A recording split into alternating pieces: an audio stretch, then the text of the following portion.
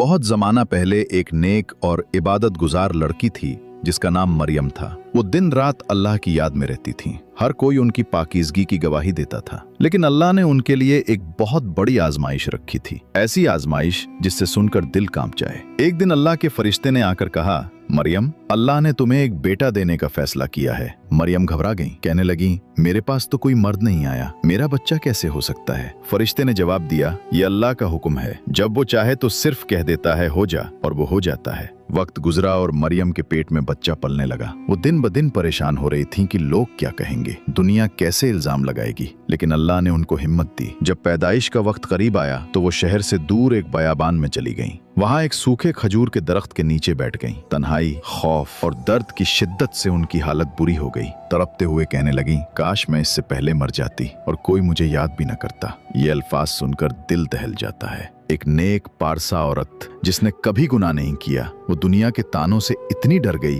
कि मौत की तमन्ना करने लगी। उसी लम्हे अल्लाह की रहमत नाजिल हुई। नीचे से एक आवाज आई, मरियम, गम न करो, तुम्हारे करीब एक चश्मा जारी कर दिया गया है। खजूर के दरख्त को हिलाओ, ताज़ा खजूरें तुम पर गिरेंगी। उन्होंने चश्मे का पानी पिया और खजूरें खाकर थोड़ी ताकत मिली। फिर बच्चा पैदा हुआ, हज़रत ईसा। कुछ दिन बाद जब वो बच्चे को गोद में लेकर अपनी कौम के पास वापस आईं, तो लोगों ने शोर मचाया, मरियम, ये क्या है? तुम्हारे वालिद नेक आदमी थे, तुम्हारी माँ पाकीज़ा थी, ये बच्चा कहाँ से आया? ये अल्फाज तीर की तरह उनके दिल पर लग रहे थे। मगर अल्लाह ने पहले ही फरमा दिया था, तुम उनसे कुछ न कहना, सिर्फ इशारा करना। मरियम ने बच्चे की तरफ इशारा किया। लोग हंसने लगे, ये बच्चा कैसे बोल सकता है? और फिर अल्लाह के हुक्म से नन्हा ईसा झूले में बोल उठा, मैं अल्लाह का बंदा हूँ, उसने मुझे किताब दी है और नबी बनाया है। ये सुनकर सब लोग कांप गए। जिनको मरियम पर शक था वो हैरान रह गए कि एक नौमौलूद बच्चा कैसे अल्लाह की तौहीद और अपनी नबूवत का ऐलान कर सकता है। ये वाकया हमें बताता है कि अल्लाह जिसे चाहे इज्जत देता है। सारी दुनिया इल्जाम लगाए, लेकिन जब अल्लाह चाहे तो एक बच्चा भी अपनी माँ की पाकीज़गी का सबूत बन जाता है। असल सहारा सिर्फ अल्लाह है, बाकी सब के ताने और बातें